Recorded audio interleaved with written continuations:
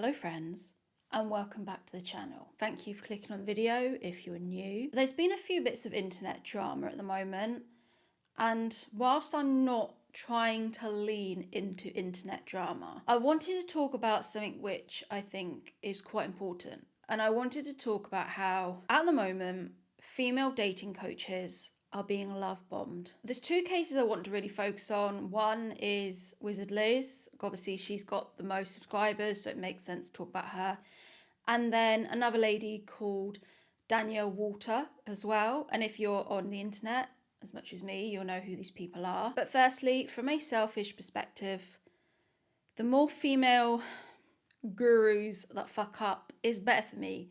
The more that fuck up, it's better for me because it means I can just come in along the inside lane and just take over. So it's hard for me to not be like, you know, rubbing my hands with glee. But I also don't want to kind of shit on these women because I know Wizard Liz is going through a hard time.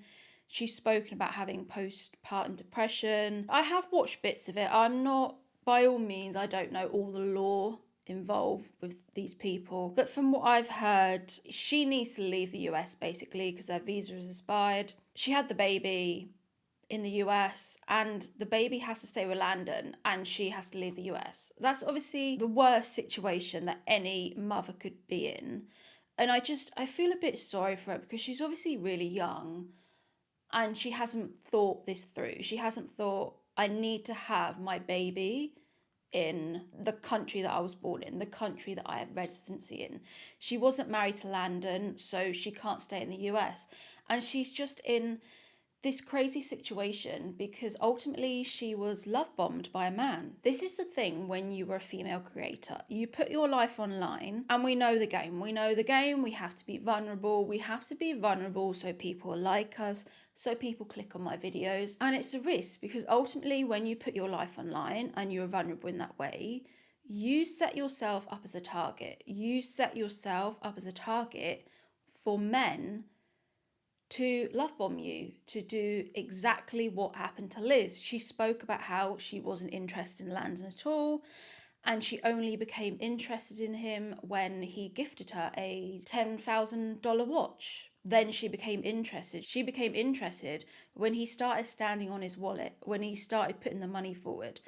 That's when she became interested. And unfortunately, she was love bombed. And there was no real need for this because she earned her own money. She's a successful woman. I watched one piece of content she was putting up and saying she earned $70,000 a month. I don't know if that's true, but that is crazy. When you think about the average wage that people are on and she's making that a month from posting 2 videos a month, that is crazy money. I have absolutely no idea why she was love bombed by this man. Well, I do actually. This is the reason why female coaches always get love bombed. And they get love bombed because all they can see is the brand. All they can see is the brand. They know for the brand to uphold itself, they need a man. They need to show that they can manifest a man. There's no good Liz posting all these videos about manifesting her dream life, manifesting a man, if she's single as fuck. She needs to show people that you can manifest a man so people trust her, so they click on her videos. So in order to manifest a man, she needs a man by her side.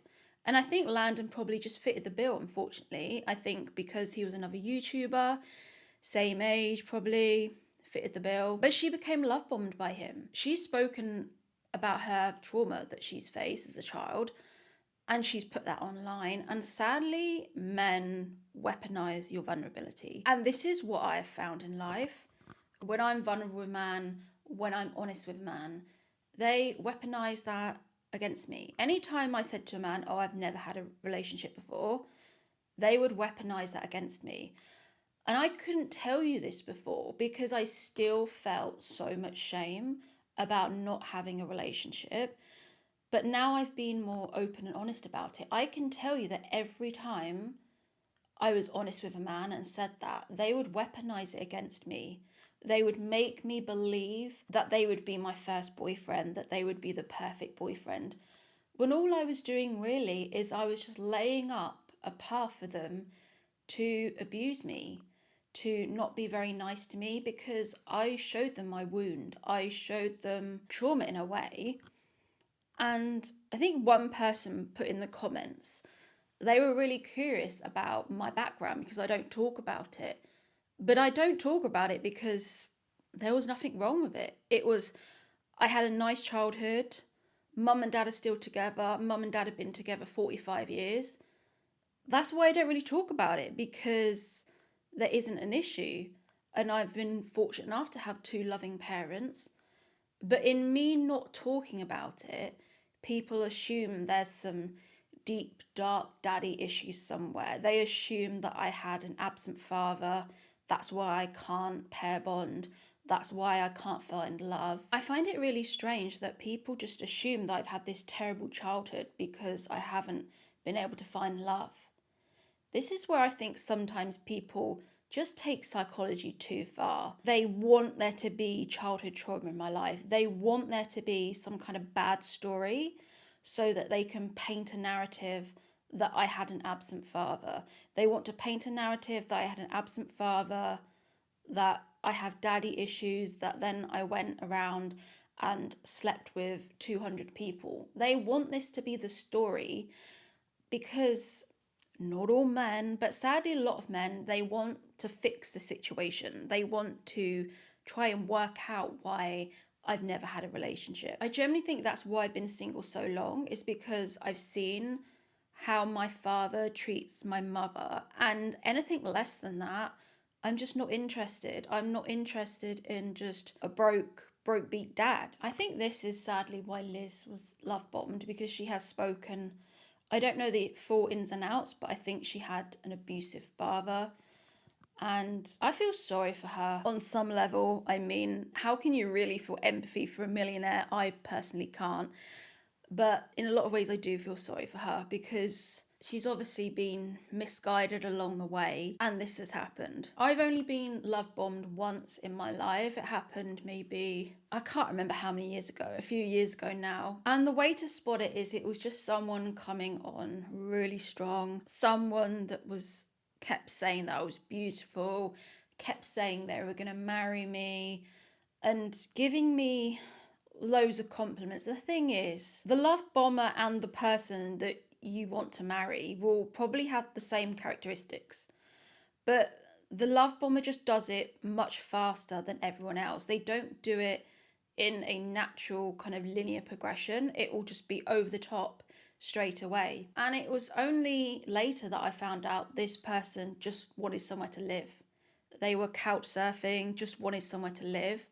And they kept love bombing me, telling me that they were going to marry me, kept telling me that I was the one, they'd never met anyone like me. The type of things that you want to hear from someone that wants to marry you. And they were saying me all of this online, and we'd never even met. This was someone that wouldn't take me out on a date. I still to this day can't really work out his behaviour, but he didn't want to meet me. And for 2 or 3 months, we had this kind of text situation going on. And in the end, I ended it because he didn't want to meet me. All the time we were having 3-4 hour phone calls each night. We were really deeply invested. I mean, there's no way that you can't get really close and invested to someone if you're having 3-4 hour FaceTimes every night. In my head, it felt like a relationship, even though we'd never even met. It was just crazy. I mean, this man was clearly single, because if a man is married or in a relationship, they will not be having 3-4 hour FaceTimes with you every night. This man was clearly single, but for whatever reason, he never wanted to meet me. So that's why I ended it. He just didn't want to meet me. But he was just love bombing me. He was love bombing me, telling me all this stuff, like I was the one, he was going to marry me, and all of this. That's why I started 3 or 4 years ago the 1 week rule. The 1 week rule of, if a man has not asked you out within a week and created a concrete date, that's when I pull out. That's when I pull out if they haven't offered to take me out on a date. I'm not interested in creating a virtual love story. I'm not interested in just writing prose to someone. That is my one and only love bomb experience that I've had, and it hasn't been recreated since because I spot straight away. I think he just wanted a soft place to land, basically. And I think he saw me as a meal ticket from whatever was going on in his life. And now I want to talk about Danielle Water, which, if you're not online as much as me, she started out on TikTok and she became really popular. She was giving dating advice. And then she switched to vlogging and recording all the dates she went on and would do debriefs afterwards. And by Christ, this girl went on a lot of dates, and it just shows me that I need to move to America, because British men would not be asking out women at this rate that this woman was going on. She was going on several dates a week and she would vlog them. Danielle came from a Christian background. She wanted to find her husband. So you could kind of tell from her content that she was desperate to fall in love. And that is fair enough. Most people want to fall in love. And I'm hesitant to say you shouldn't want to fall in love, because I think it's a natural emotion for people to want to fall in love.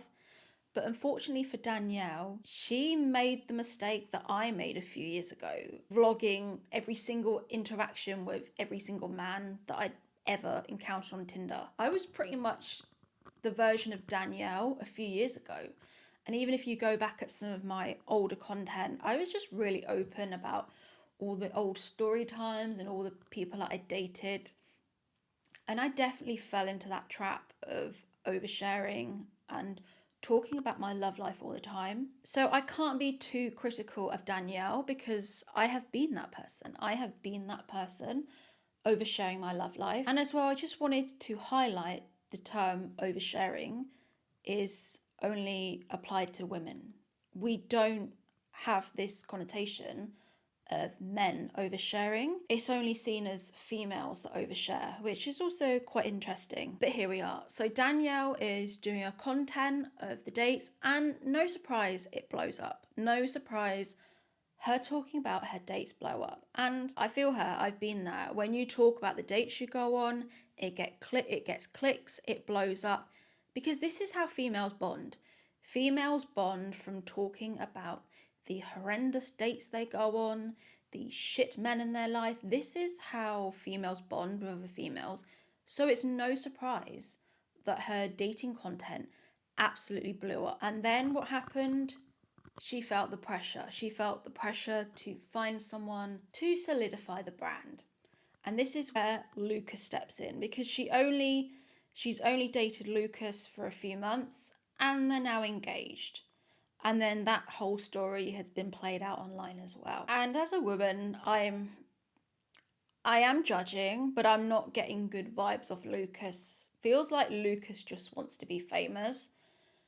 And unfortunately, this is what you have to kind of wheedle out if you're a female in this kind of position that I'm in. A lot of men just want to be famous. So I'm always reticent when people want to use me, like the fucking writer guy that just wanted to use me to blow up a channel. He's the only story time I don't regret talking about, because I just think he was an idiot. But on the whole, I don't talk about my love life now. I kind of pivoted out into different topics, and she's now with Lucas, and you know, good luck to them, because she seems like a lovely lady.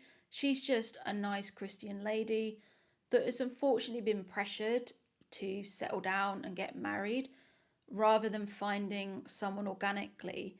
And the thing about Lucas is that he is the only man that she's dated that is happy with being in the spotlight.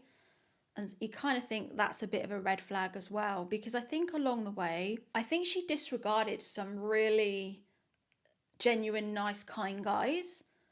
And because they didn't want to be on the internet, she blew them off and said, well, this is my job. If you don't like my job, that's it. But people don't sign up to be on the internet too. Even if I did find someone and get engaged, at the end of the day, this is my channel. This is my channel that I have spent 6 years creating. I'm not letting anyone on this channel. No one is coming on this channel. This is my channel. I wouldn't even pivot into doing boyfriend content, into doing husband content, because this is my channel. And I don't want that awkward situation where you let someone onto your channel and then you have to do the breakup video. Then you have to do the divorce video because I've let someone onto my channel. This is my space. This is my channel. And if I do date someone or if I don't, that's really no one's business. And also, I'm in this weird position where it's not like I'm anti-relationship, but I know most of the people that have subscribed are not in a relationship. So if I do find someone and I'm just coming on here with a ring, I'm going to lose subscribers. I've put myself in a weird situation where I don't know how people would take it if I did find someone. I'm hoping that people would still subscribe to my content and see value in it. But I know there's a portion of people that would probably unsubscribe if I did fall in love. That's just the nature of the game. That's like when I don't follow people if they've moved on and get married, because that triggers me. I know if I got married, I know that people would unsubscribe from me. That's just how the game works. But there's two things that both of these men did that should be a warning sign to anyone watching. Both of these men created a scrapbook for these women of all their memories. And you could say, yeah, that's a nice, lovely thing to do. But within 3 or 4 months dating, that's too much. That is too much within 3 or 4 months dating for a man to be creating a fucking scrapbook of your relationships, of all your dates that you went on. That is too much. I think with love bombing, it's just too much, too soon. And if in your gut you feel this doesn't feel right, you should generally listen to your gut. The times that I've listened to my gut, I've usually been right. Who knows? Lucas might end up to be a lovely person, but with the case of Wizard Liz, it's sadly not proven to be a great situation.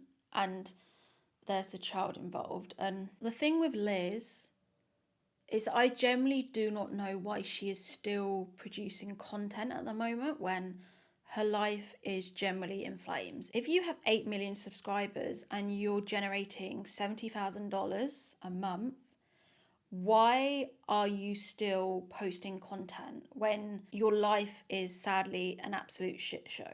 When my life was a shit show and I was fucking homeless, I went off the internet for 6 months.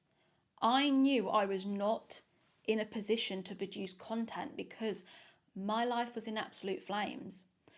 And I think now I was at my absolute lowest, and I thank God, even though I don't believe in God, that I didn't meet someone during that time, because I would have fallen for anyone. I was so vulnerable at that time, just sleeping on my parents' sofa.